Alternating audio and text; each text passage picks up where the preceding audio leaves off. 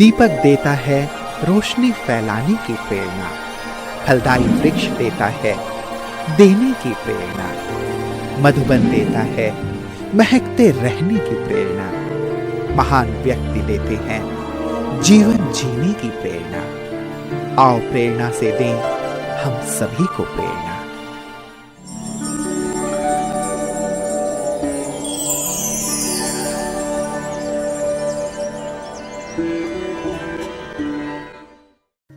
कपूरथला पंजाब राज्य के एक प्रमुख शहर है। इस शहर का नाम नवाब कपूर सिंह के नाम पर रखा गया है। यह शहर शाही राजाई एवं खूबसूरत इमारतों के लिए प्रसिद्ध है। कपूरथला ब्रह्मा कुमारी ईश्वरीय विश्वविद्यालय की मुख्य संचालिका हैं राजयोगिनी लक्ष्मी दीदी जी। आपका जन्म सन 1974 में हिमाचल प्रदेश के किन्नौर में हुआ है। बचपन से आप पढ़ाई एवं खेलकूद में विशेष रुचि रखते थे। आप सहनशीलता, सादगी, मिलनसार, सर्व को सहयोग देना आदि दिव्य गुणों से भरपूर हैं। सत्य की खोज में आपको सन 1992 में ईश्वरीय ज्ञान की प्राप्ति हुई और सन 1994 में अव्यक्त बाप दादा से मिलन मनाकर तुरंत ही आपने अपना जीवन ईश्वरीय सेवा में संपूर्ण समर्पित किया। तब से जालंधर, शिमला, किन्नौर आदि स्थानों पर सेवाएं प्रदान कर 1996 से कपूरथला में स्थायी रूप से अपनी सेवाएं दे रहे हैं। जन जन को ईश्वरीय संदेश देते हुए आपने कई कार्यक्रमों का आयोजन किया।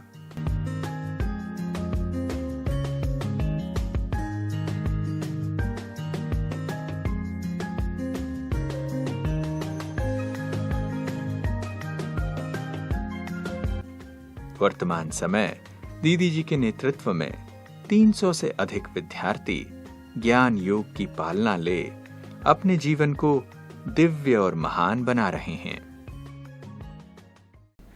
ओम शांति।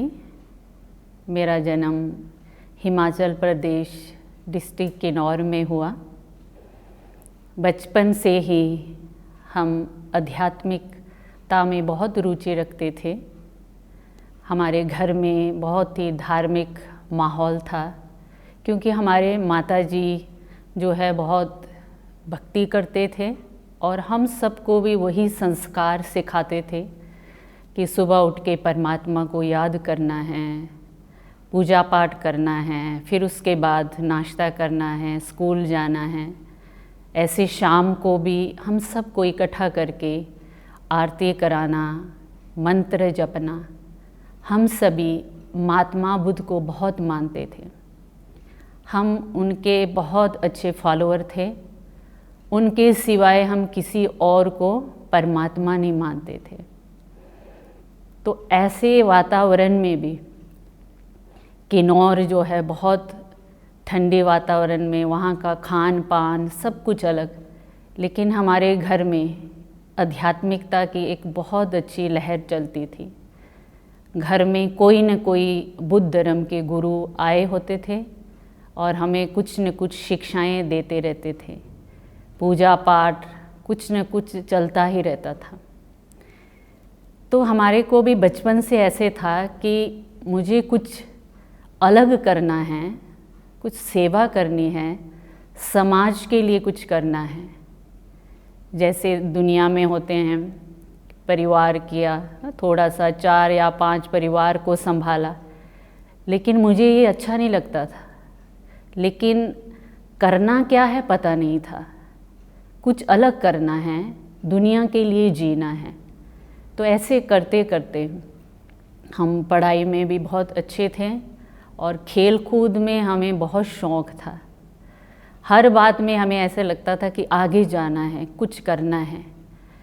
तो इन्हीं दिनों जो है हमारे गांव में एक भाई आए जिनको परमात्मा का ज्ञान था, बाबा का ज्ञान था। तो उन्होंने हमारे मम्मी को पहले ज्ञान दिया।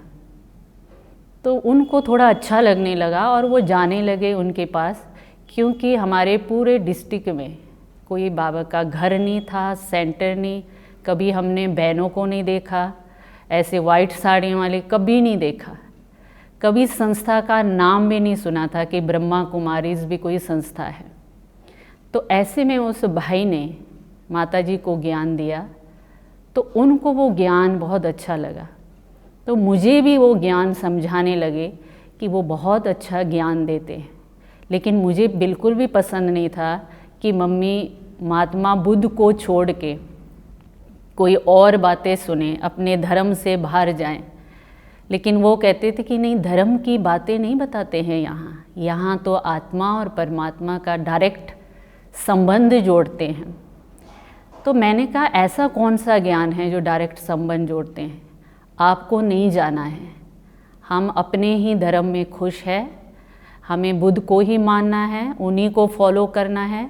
क्योंकि बचपन से हमने उनकी बहुत स्टोरियाँ सुनी, उनका त्याग, तपस्या, हम वही माहौल में पले, तो ऐसे लगता था कि कोई और बातें सुनाएं तो कोई गलती होगा। तो हमने कहा नहीं जाना है। लेकिन मम्मी को ज्ञान वो टच हो गया था, जैसे बाबा ने टचिंग की थी, कि वो जाने लगे, रोज़ आके थोड़ा थोड़ा हमें ज्ञान देते गए। लेकिन फिर भी मैं तो बिल्कुल ही नहीं मानती थी, बल्कि मैं तो पापा को भी कहती थी कि मम्मी को रोको, कहाँ जा रहे हैं अपने धर्म छोड़ के, कौन सी बातें सुन रहे हैं, कौन ज्ञान सुना रहा है, ऐसे तो ज्ञान सुनाने वाले दुनिया में बहुत होंगे। लेकिन वो जाने ही लगे। तो एक दिन ऐसे हुआ कि कहते कि हमारे गांव में देवियां आने वाली है। तो मैंने कहा कौन सी देवियां? कहते उस भाई ने देवियों को बुलाया है। ये नहीं कहते कि ब्रह्मा को नहीं बहनें हैं, तो देवियां कहते, देवियां। तो मैंने कहा कि वो जैसे हमारे भक्ति मार्ग में गांव में पालकी में ऐसे देवियां होती है, वो वाली देवियां आ रही है। कहते नहीं, वो वाइट साड़ी पहनती है और वो ना किसी के अंदर की भावनाओं को भी जानते हैं, वो बहुत अच्छा ज्ञान सुनाते हैं, उनके अंदर ना बड़ी शक्ति होती है। ऐसे ऐसे हम तो छोटे थे, जब 20 साल की एज थी तो ये बातें ऐसे सुनते थे। तो मुझे भी बड़ा क्रेज़ हुआ कि मुझे जाना है उनको देखने के लिए, ऐसी कैसी देवियाँ हैं, वाइट साड़ियाँ भी पहनती है और बोलती भी है, और उनके अंदर परखने की भी शक्ति है, वो जान भी जाते हैं अंदर क्या चीज़ है। तो मैं सिर्फ और सिर्फ उनको देखने के लिए गई कि वो देवियाँ कैसी होती है। तो उस भाई ने 2-3 दीदियों को बुलाया था, शिमला से, सोलन से दीदियाँ आए हुए थे। तो मैं गई तो वो भाई जी के कमरे में पूरा ऐसे लाल लाइट, योग में बैठे थे और दीदियाँ स्टेज पर बैठे। तो जैसे ही मैं अंदर गई तो मुझे अंदर जाते ही इतना अच्छा शांति की ऐसे महसूसता होने लगी। मैं कहा यहाँ कुछ अलग वातावरण है। मैंने सोचा जैसे और भक्ति करते हैं, शायद यहाँ भी वो भक्ति कर रहे होंगे, कोई भजन चल रहा होगा, कीर्तन कर रहे होंगे, ढोल की छैने बजा रहे होंगे। लेकिन यहाँ तो बड़ा ही शांति, एकदम साइलेंस है, और वो जो चीज़ जैसे आकर्षित कर रहा था। तो उन्होंने फिर उसके बाद योग के बाद ज्ञान सुनाने लगे। तो उन्होंने आत्मा का हमें परिचय दिया, और जैसे जैसे वो आत्मा का परिचय दे रहे थे तो ऐसे लग रहा था कि जैसे वो मेरे बारे में बोल रहे हैं और मैं ही वो हूँ। तो एकदम जैसे निश्चय होने लगा सारी बातें। फिर वो अगले दिन फिर हमें बुला लिया, फिर अगले दिन हम फिर चले गए। तो अगले दिन उन्होंने परमात्मा का परिचय दिया कि परमात्मा ज्योति बिंदु स्वरूप है, जो सभी आत्माओं का पिता है। तो यहाँ इस बात पर मैं एकदम जैसे अड़ गई, क्योंकि बचपन से ही बुद्ध को इतना माना, इतना याद किया, तो एकदम ये बात सुनने में जैसे अजीब सी लगी कि परमात्मा तो निराकार कैसे हो सकते हैं, वो तो बुद्ध है, सबसे बड़े बुद्ध है, उन्होंने इतना त्याग किया, इतना तपस्या की। मैं उनको बोला दीदी उन्होंने तो 6-6 महीने कुछ बिना खाए पिए तपस्या करते थे। तो दीदी ने भी बहुत प्यार से समझाया, कहते कि हाँ महात्मा बुद्ध बहुत ऊंचे हैं, बहुत महान हैं, लेकिन वो भी तो साधना करते थे, वो भी तो तपस्या में बैठते थे। तो आपको पता है वो किसको याद करते थे, वो क्यों साधना में बैठते थे?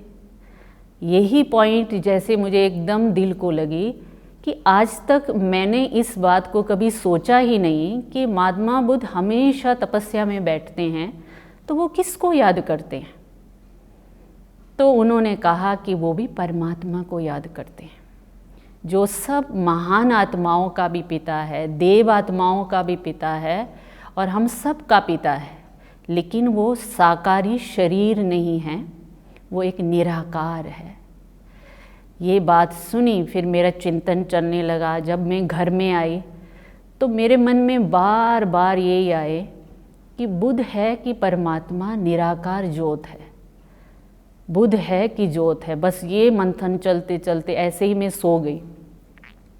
फिर क्या हुआ कि 3:30 बजे मुझे जाग आ गई, लेकिन मेरी आंखें बंद है, लेकिन मैं अंदर से जगी हुई हूँ और ऐसे लगा कि मेरे आँखों के ऊपर कोई बहुत तेज टॉर्च जैसे लाइट मारते हैं ना, ऐसे पता चल रहा है कि कोई लाइट है, लेकिन आंखें मेरी बंद है फिर भी। और मैंने जैसे एकदम आंखें खोली कि ये लाइट क्या है, तो कुछ सेकंड के लिए मुझे वो लाइट दिखा। ऐसे लगा कि मेरा पूरा कमरा लाल लाइट से भरा हुआ है और वो जो लाइट थी वो एक अलौकिक लाइट थी जिसको इस दुनिया की लाइट से तुलना नहीं कर सकते। उस लाइट में बड़ा आकर्षण था, एक ऐसे जैसे खिंचाव थी कि कुछ स्पेशल है ये लाइट। फिर मैं ऐसे डर भी गई, मैं उठ गई एकदम, तो वो लाइट गायब हो गया, सब कुछ गायब हो गया। मैं कहा ये क्या हुआ, मैं डर भी गई थोड़ा सा, क्या हुआ। फिर मैंने मम्मी को उठाया कि ये मेरे को ऐसे साक्षात्कार हुआ, ऐसे लाइट दिखा, ये क्या है। तो मम्मी कहते कि आपको निश्चय नहीं है ना, परमात्मा निराकार है, जैसे दीदियों ने बताया ना, तो आप तो महात्मा बुद्ध में ही बुद्धि अड़े हुए हैं, वहीं वही सोच रहे हैं कि यही है। तो परमात्मा आपको निश्चय करा रहे हैं, वो बताना चाह रहे हैं कि आप ऐसे हैं। तो जैसे ही ये बात मेरे बुद्धि को टच किया और मेरे अंदर से बहुत जैसे प्यार उमड़ा कि भगवान मुझे स्वयं आके ये बता रहे हैं कि मैं निराकार हूँ, ज्योति हूँ और मुझे इस रूप में याद करो। बस उस दिन से आज दिन तक वो अमृत बेला भी मिस नहीं हुआ, क्योंकि हम लौकिक जीवन में कभी भी अमृत बेला उठे नहीं थे। हम तो ये देखते थे कि धूप कब निकले और हम उठे।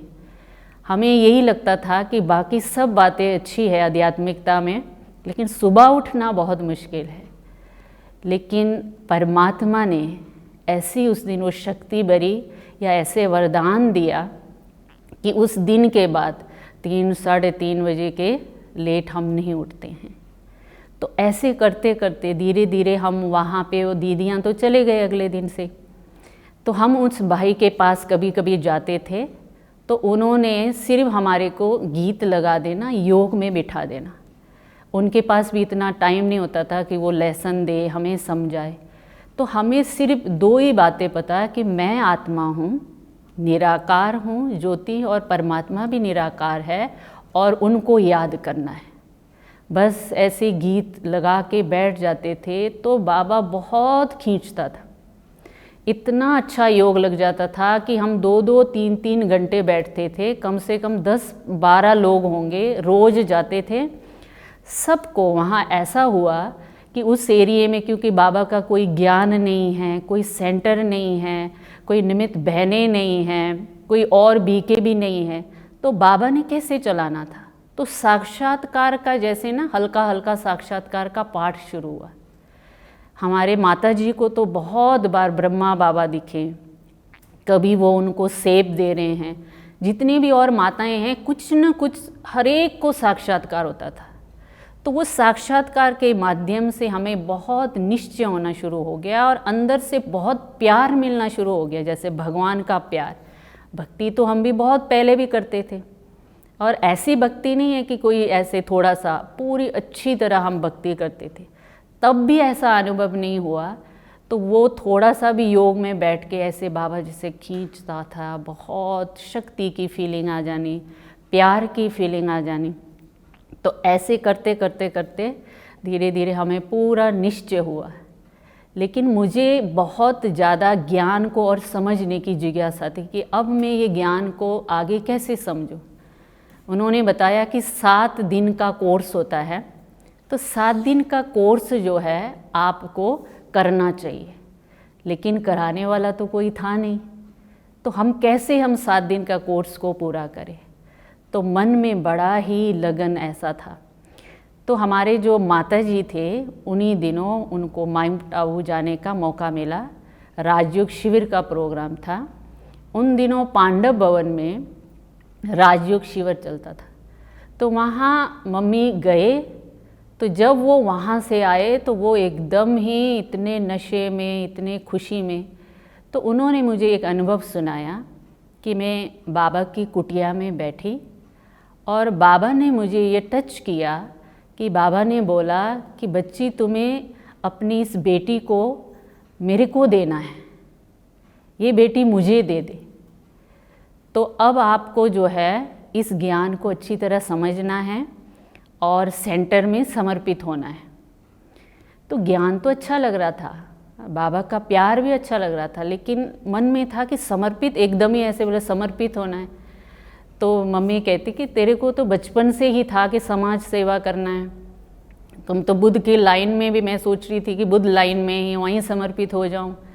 तो ये बहुत अच्छा मौका है, यहाँ सेवा करने का भी मौका मिलेगा और अपना जीवन भी तुम ऊंचा बना सकती हो, जो चाहिए तुम कर सकती हो। तो दीदी जो है ऐसे, मतलब कि दीदियों को भी उन्होंने बताने लग गए, शीलू दीदी को, उषा दीदी को, वो उनसे मिले और उनको कहा, उनको पता तो है नहीं कैसे जाना है, कि एक मेरी बेटी है, वो उसको मैंने ज्ञान में भेजना है। कैसे भेजना है? सेंटर में भेजना है। तो वो आके मुझे कहने लगे।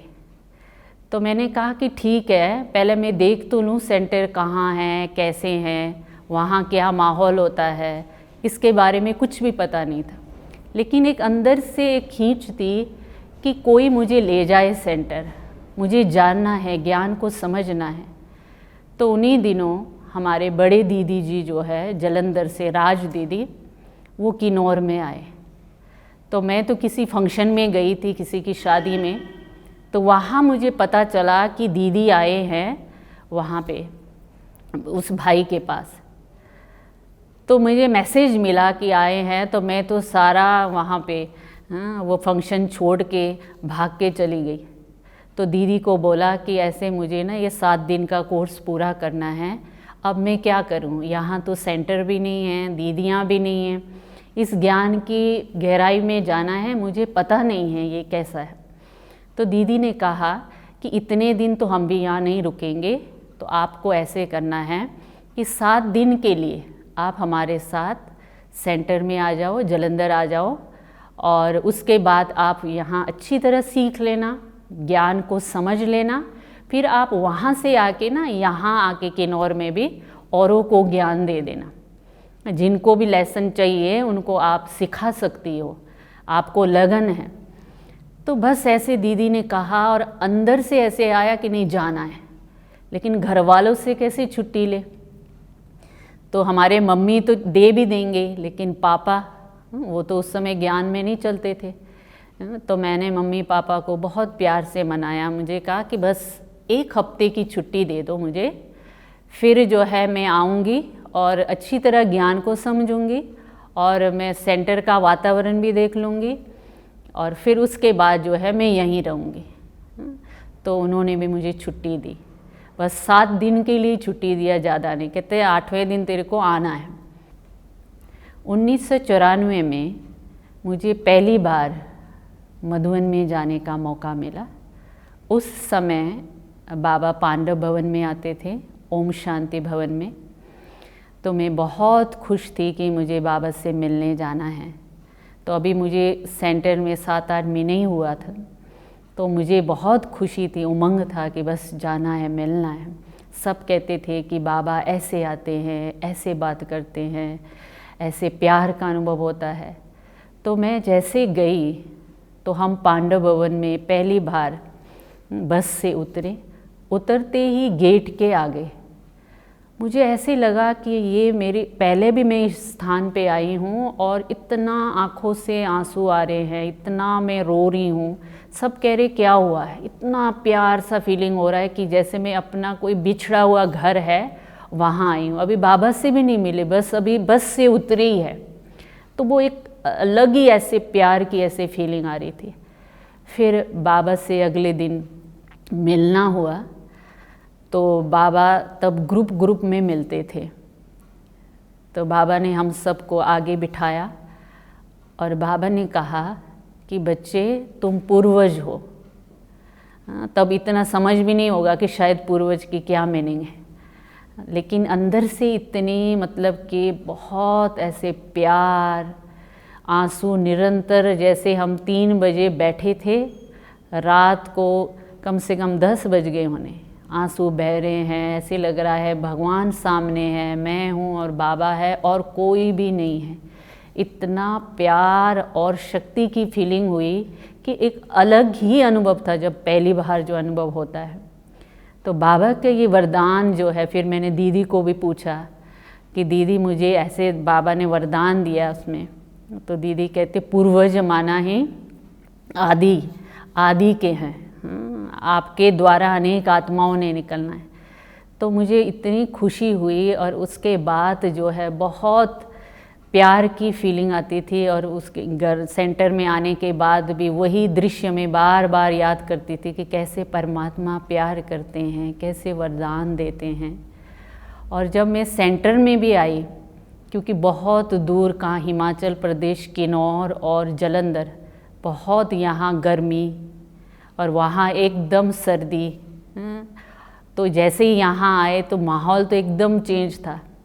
लेकिन बाबा के घर में ऐसा अपनापन लगने लगा, दीदियों की प्यार, दीदियों का पालना। ऐसे लगता था कि जैसे साकार बाबा की ही पालना मिल रही है। तो मैं अपने आप को बहुत भाग्यशाली समझती हूँ कि हमारी पालना उन आत्माओं से हुई है जिन्होंने साकार मम्मा बाबा से पालना ली है, उनसे शिक्षा ली है। तो दीदियों से हमने बहुत कुछ सीखा। जब हम सेंटर में आए थे तो हमें कुछ भी नहीं आता था, ना खाना बनाना आता था, ना कुछ बोलना आता था। लेकिन दीदियों ने सब कुछ सिखाया और धीरे धीरे जैसे सेवाएं कैसे करनी है, भाषण कैसे देना है, जैसे छोटे से छोटे काम से लेकर बड़े से बड़े काम तक एक एक चीज़ सिखाना शुरू किया। जब मैं 7 दिन के लिए कोर्स के लिए सेंटर में आई जालंधर में, तो मैंने यहाँ देखा कि और भी छोटी छोटी बहनें हैं, वो भी समर्पित है। और यहाँ तो कोई भी छोटी बहन ऐसे रह सकती है। पहले मुझे ये था कि शायद बड़े बड़े ही सेंटर में रहते होंगे, बुज़ुर्ग रहते होंगे। तो छोटी बहनों को भी देखा और दीदियों का जो जीवन देखा, उनकी पालना ली, बड़े दीदी का पालना ली, उनकी शुक्ला दीदी, बड़े दीदी, कृष्णा दीदी, अरुणा दीदी के चारों दीदियों के जीवन को देख के अंदर से आया कि बस जो मैंने चाहा था वो मिल गया। क्योंकि मुझे बचपन से ही था कि मुझे सेवा करना है, समाज सेवा करना है, लेकिन कैसे करना है कोई भी पता नहीं था। तो ये लक्ष्य को जैसे सामने पूरा होते हुए देख के मुझे बहुत खुशी होती थी कि बस मुझे लगा कि अब तो यही जीवन बनाना है। तो 7 दिन के लिए आई थी और 1.5 साल के बाद मैं घर में गई। भले ही बीच में हमारे मम्मी पापा के फ़ोन आए, बुलाया भी, लेकिन अंदर से जो है यही था कि बस यही बनना है।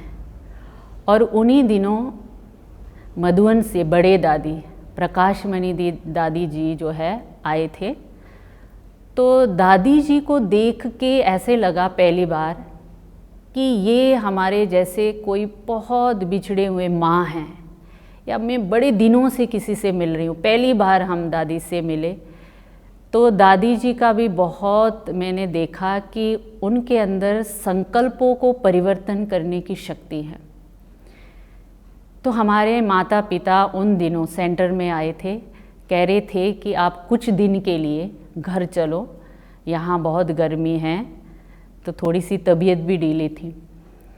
तो मैं भी तैयार थी। मैंने कहा, दीदी ने भी बोला कि कुछ दिन के लिए जाओ, फिर आप आ जाना।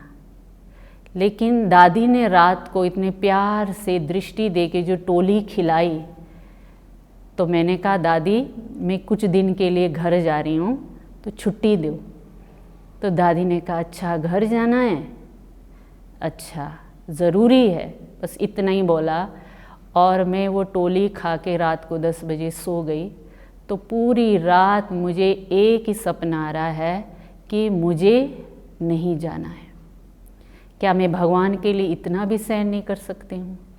दादियों ने इतना पुरुषार्थ किया, मैं कब पुरुषार्थ करूँगी? मेरे पास तो टाइम बहुत कम है। ऐसे ऐसे रात को संकल्प आने लगे, जो कि घर जाने का जो संकल्प था कुछ दिन के लिए, ऐसे नहीं कि सदा के लिए, वो संकल्प ही जैसे दादी ने मेरे ख़त्म कर दिया। और अमृत बेले जैसे उठी तो इतना उमंग, खुशी, ऐसे लग रहा था जैसे मैं ना धरती पर नहीं है, पैर मेरे ऊपर ऊपर चल रहे हैं, इतनी खुशी। तो दादियों की दृष्टि या दादियों की पालना अद्भुत है, जो हम कभी भी भूल नहीं सकते हैं। एक एक दादी का क्या वर्णन करें। बड़े दीदियों के साथ रहने के कारण दादियों के साथ भी मिलने का बहुत मौका मिलता था। खासकर गुलजार दादी जी हर साल शिमला आते थे, तो फिर हम भी उनके सेवा में जाते थे। दादी जी के अंदर इतने वो इनोसेंट या इतने भोलापन, वो सरलता का गुण ऐसे टच करता था कि कैसे दादी जी है। एक बार दादी ने मेरे को नाम पूछा, आपका नाम क्या है? मैंने कहा, मेरा नाम लक्ष्मी है। तो दादी ने मुझे वरदान दिया कि लक्ष्मी माना धन की देवी और साथ साथ धन्य देवी। तो वो बातें जो है, जब भी कोई परिस्थिति आती है या कोई प्रॉब्लम आते हैं, तो एकदम याद आती है कि दादियों ने जो वरदान दिया है, दादियों ने जो शिक्षाएं दी है, वो हमेशा ही एक शक्ति प्रदान करती है, परिस्थितियों से सामना करने के लिए बल देते हैं। ऐसे ही एक बार जानकी दादी जी जलंधर आए थे, तो दीदी ने कहा कि आप दादी जी को जो है थोड़ी दादी जी की सेवा करो। तो मैं ऐसे टांगे दबाने लगी धीरे धीरे। तो मुझे एकदम ऐसे साक्षात्कार जैसे हुआ कि दादी नहीं है, जैसे नारायण लेटे हुए। और मैं एकदम ऐसी हुई कि मैं ये क्या, एकदम ऐसा लग रहा है। सच में दादियों की स्थिति सोते हुए भी वो ऐसे लग रहे थे कि जो नारायण जैसे लेटे हुए होते हैं। फिर एक बार ऐसे हुआ कि मैं थोड़ा से उदास थी किसी कारण से, तो दादी जानकी जी से मिलना हुआ। तो दादी को इतना पता चलता है कि किसके अंदर क्या चल रहा है, क्या संकल्प है, सब कुछ वो जानते थे। तो दादी कहते हैं, ऐसे हाथ पकड़ा, कहते हैं राजा बनना है ना। मैं इतनी हैरान हो गई। खुश रहो, मजबूत रहो, बस ऐसे वरदान दिया। मैं सारी बातें भूल गई कि क्या हुआ क्या नहीं हुआ। जो मेरे मन में उदासी थी वो एकदम गायब हो गई। ऐसे एक एक दादियों की क्या महिमा सुने, क्या बताएं। जो भी दादी से मिलते, दृष्टि देते, वो जैसे वरदान बन जाता है। तो बहुत ही पालना मिली दादियों का। निर्भय भाई जी का बहुत पालना मिले, बड़े भाई साहब। दीदियों के कारण हम उनके पीछे पीछे जहाँ भी दीदियाँ जाते थे हम भी जाते थे। तो इस करके बहुत नज़दीक से संबंध में आने का मौका मिलता था। सेवा में पहले हम 2-3 साल जलंधर ही रहे। फिर उसके बाद दीदी ने कहा कि नया सेंटर खुल रहा है कपूरथला, आपको वहाँ जाना है। लेकिन मेरा बिल्कुल भी मन नहीं था, क्योंकि मैं यहाँ रहना नहीं चाहती थी, दीदी के साथ ही रहना चाहती थी। और ना ही हमें अकेले रहने का कोई अनुभव है, सेंटर कैसे चलाना है, कुछ भी अनुभव नहीं है। तो मैं तो ऐसे रोने लगी कि जब दीदी ने कहा कि आपको जो है कपूरथला जाना है, वहाँ नया सेंटर खुल रहा है, तो आपके साथ 1-2 और बहनें भी भेजेंगे। तो मैं तो बहुत बहाने बनाती रही कि मैंने नहीं जाना है, मैंने तो यहीं रहना है, मुझे क्यों भेज रहे हैं अकेले सेंटर में। तो दीदी कहते नहीं, कुछ दिन जाओ, कुछ दिन वहाँ सेवा करके आओ। और अभी तो मुझे 2-3 साल ही हुआ था, इतना अनुभव भी नहीं था। तो जब हम कपूरथला आए तो किराए पर मकान था। आपको पता ही है जो है शुरू में इतने भाई बहन भी एकदम नहीं होते हैं। तो हमने यहाँ देखा कि जैसे ही दीदी ने हमें सामान दी थी, बहुत जैसे थोड़े बहुत सामान दिया था, तो शुरू में हमने बेकरी पार्ट भी देखी। कई बार ऐसे होता था कि जैसे कल मकान मालिक पैसे लेने के लिए आना होता था तो हमारे पास 100 रुपये भी नहीं होना है। फिर रात को चिंतन चलना, सुबह उसने आना है। हम दीदी को भी नहीं बताते थे, अब दीदी को भी कैसे बताएं। लेकिन देखा कि सुबह कोई न कोई बाबा ऐसे निमित्त बनाता था और वो सेवा हो जाती थी। मैं इतनी हैरान हो जाती थी कि बाबा को कैसे पता है, बाबा को कैसे स्ट्रॉन्ग भी बनाना है, लेकिन विघ्न भी नहीं आने देना है। ऐसा भी नहीं है कि पैसे नहीं हैं तो हम उसको किराया ना दें। तो ऐसे बहुत सारी बातें हैं। जैसे मकान हमने बनाना था तो हमारे पास 50,000 भी पैसे नहीं होंगे उस समय, लेकिन जगह तो ले लिया था किसी भी करके। लेकिन हमने जैसे ही फाउंडेशन हमने कहा नहीं लगाना है, ये बाबा का कार्य है। शुरू से ही एक मन में ये हमेशा रहता है कि बाबा का कार्य है, करन करावनहार है। तो बाबा ने कैसे बाबा का घर बनाया, कैसे किया, हम हैरान हो जाते थे कि अगले दिन हमको मिस्त्रियों को देने के लिए भी नहीं होता था। कोई न कोई ऐसे बाबा ने निमित्त बना के किसी आत्मा को टच करके आ जाना, जितना चाहिए उतना मिल जाता था। तो ऐसे बहुत सारे अनुभव है कि बाबा हर समय साथ रहता है। बस हमें थोड़ा सा पेशेंस रखना होता है। कई बार हम घबरा जाते हैं कि ये परिस्थिति कैसे आई, अब कल क्या होगा, ये कैसे करेंगे। लेकिन भगवान का कार्य है, भगवान का घर है, हम तो निमित्त मात्र है। ये धारणा अगर हमारे अंदर पक्की होती है तो भगवान का कार्य हुआ ही पड़ा है। तो इस करके जो है हम आगे बढ़ते गए।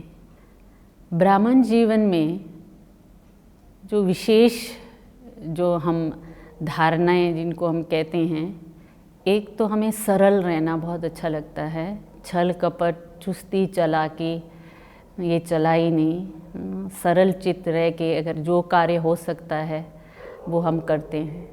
दूसरा, हम बड़ों के प्रति रिगार्ड और रिस्पेक्ट बहुत रखते थे और इस करके हमें शुरू से ही बहुत प्यार भी मिला। और तीसरा, यज्ञ के प्रति, मधुवन के प्रति बहुत रिगार्ड और सम्मान, क्योंकि दादियाँ हमें सिखाती थी कि अपना बैलेंस ज़ीरो करके भी आप यज्ञ में दोगे तो कभी भी कमी नहीं आएगी। तो हमारी भी ये धारणा थी कि अगर मधुवन महायज्ञ अच्छा चलेगा तो छोटे यज्ञ अपने आप अच्छे चलेंगे। तो जितना भी हो सकता है हम मधुवन के लिए सेवा करने के लिए, बहुत खुशी होती है कि अगर हमसे होता है कुछ तो वो भी हमें बहुत, ये चीज़ें बहुत आगे बढ़ाती है। और इन्हीं धारणाओं के कारण बाबा बहुत शक्ति देता है, बल देता है। वर्तमान समय जो है, एक तो साक्षी रहने का पुरुषार्थ करते हैं क्योंकि समय की डिमांड है, समय की आवश्यकता है, हलचलें बहुत हो रही है, परिस्थितियाँ भी बहुत आती है। तो ऐसे समय पर हम साक्षी होकर देखते हैं, साक्षी होकर हर एक के पाठ को समझते हैं, तो हम बहुत आगे बढ़ते हैं। दूसरा, स्व अध्ययन करना, अपने मनन चिंतन करना, अपने बारे में बहुत ध्यान देने की ज़रूरत है। तो वो भी हम अटेंशन देते कि ध्यान दे। और एक साइलेंस में रहना हमें बहुत अच्छा लगता है। जितना हो सके हम साइलेंस का अभ्यास करें और साइलेंस से, अभ्यास से शांति की शक्ति हम अपने अंदर जमा कर सके, क्योंकि यही शक्ति और आत्माओं को भी दे सकते हैं। जब हमारे अंदर होगा तभी हम दूसरों की सेवा कर सकते हैं। तो ये हम अभ्यास करते रहते हैं। सभी आत्माओं के प्रति यही संदेश है कि समय अब बहुत कम है। जितना हो सके हम समेट ले, जहाँ हमारी बुद्धि बिखरी हुई है, बहुत चीज़ें बिखार के जो हम रखे हुए हैं, समेटने की ज़रूरत है। और जितना हो सके हम योग का चार्ट बढ़ाएं। और बाबा ने हम सबको कहा है कि आगे आने वाला जो समय है, हम वाचा सेवा भी नहीं कर सकते हैं, मनसा सेवा से, दृष्टि से ही सेवा कर सकते हैं। तो उसके लिए जमा का खाता बहुत होना ज़रूरी है। अगर हमारे पास होगा, हम तभी हम औरों को दे सकते हैं। तो इसलिए ये पुरुषार्थ हम सबको करना है, शक्तियों को, गुणों को जमा करना है और बाबा से सभी आत्माओं का संबंध जोड़ना है। जो सुख हमें मिल रहा है, जो शांति हमें मिलती है, बाबा से जो प्यार मिल रहा है, ये प्यार हर आत्मा को मिले, सबका बुद्धि योग बाबा से जुड़े, यही हमारी शुभकामना है, यही सबके प्रति श्रेष्ठ भावना है।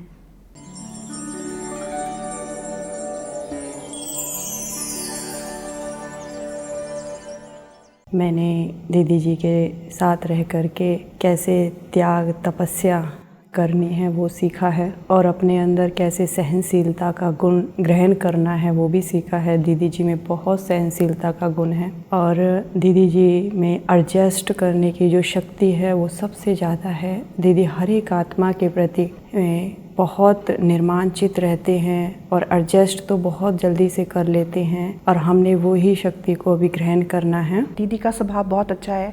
दीदी सबको ये बोलती हैं कि सब मिलजुल कर रहो। कोई भी प्रॉब्लम आती है, दीदी के पास में आती हूँ, दीदी उसको बहुत जल्दी से सॉल्व करवा देती हैं। जब दीदी मुझे बुलाती हैं, मैं यहाँ आती हूँ, उनकी स्पीच सुनती हूँ। उनकी स्पीच सुनकर मुझे मन में एक संतुष्टि आती है। उनकी स्पीच इतनी अच्छी होती है ना, सुनने वाली, एकदम मन को धैर्य करने वाली होती है।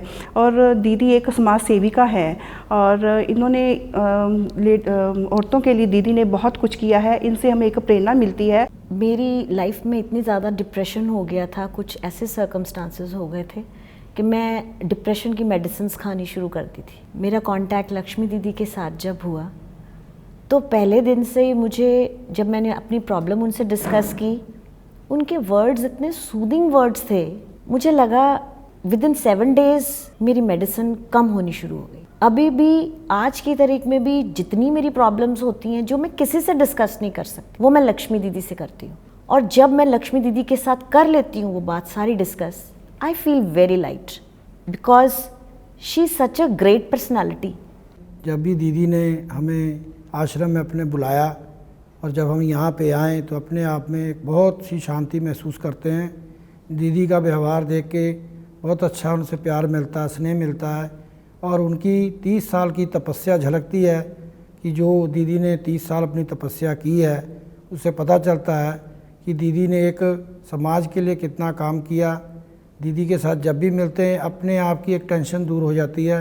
आदरणीय बीके लक्ष्मी दीदी के बारे में जितना बोला जाए कम है। माना जाए तो सूरज को दिया दिखाने वाली बात है। उनके बारे में मैं बताना चाहूँगा कि जब से मैं उनके साथ जुड़ा हूँ, आध्यात्म के द्वारा किस तरह इस धरती पर लोक सेवा की जाती है, मैं बहुत ऋणी हूँ अपने रेल डिब्बा कारखाना परिवार की ओर से, अपनी ओर से।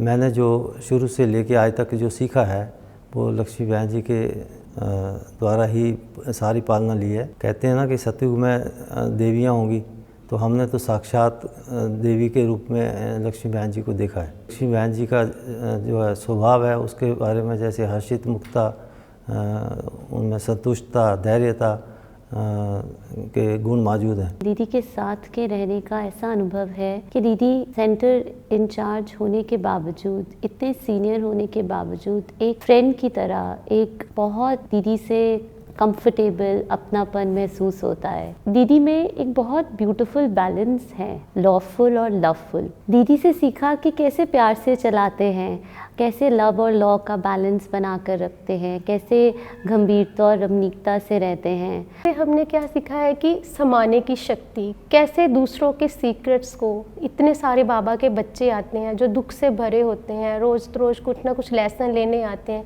कैसे उनके सीक्रेट्स को दीदी ने समाया है।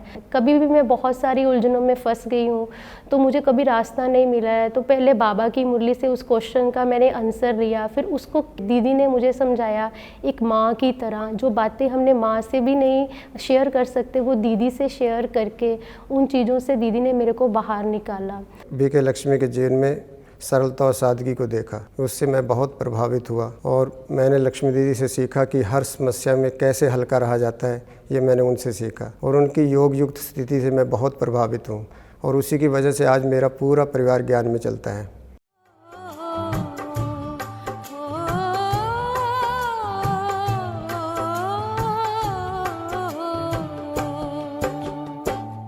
आपकी याद बाबा रह रह के आए, आपकी याद बाबा रह रह के आए, देगा कौन इतना प्यार आपके सिवाय, देगा कौन इतना प्यार आपके सिवाय।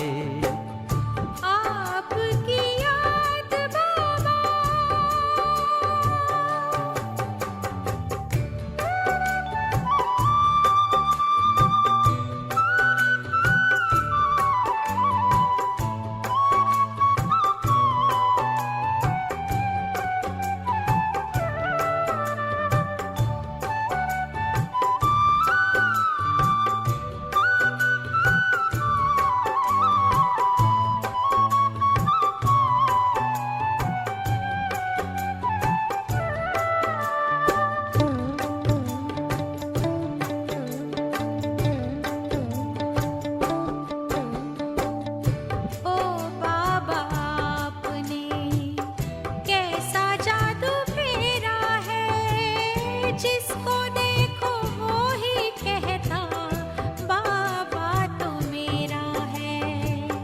याद न आए क्यों जिनसे प्राण पाए, याद न आए क्यों जिनसे प्राण पाए, देगा कौन इतना प्यार आपके सिवाय।